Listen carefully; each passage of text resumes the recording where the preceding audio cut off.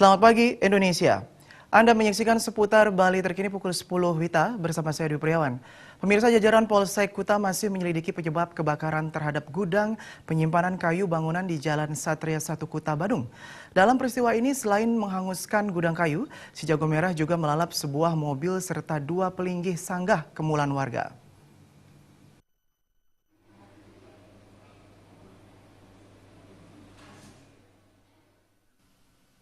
Kapolsek Kuta Kompol Iwayan Sumare menjelaskan kejadian terjadi pada pukul 12.15 WITA saat gudang milik Imade Suwirte tersebut dalam keadaan kosong. Ketika kejadian, pemilik melihat anak-anak kecil berlarian keluar gedung miliknya. Selanjutnya terdengar percikan api dari gudangnya yang terbakar. Korban pun berteriak minta tolong. Warga yang mendengar teriakan korban mencoba membantu memadamkan api.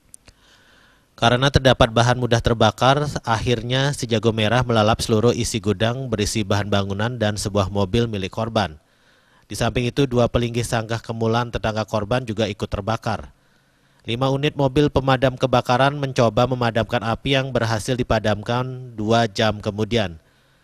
Menurut penuturan korban, gudang tersebut telah seminggu tidak difungsikan. Di samping itu, tidak terdapat aliran listrik dan penghuninya.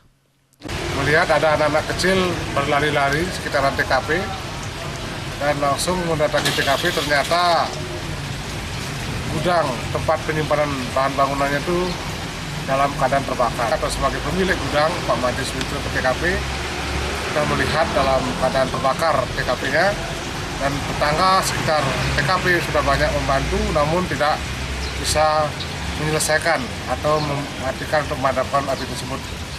Saat ini polisi masih menyelidiki penyebab kebakaran gudang tersebut.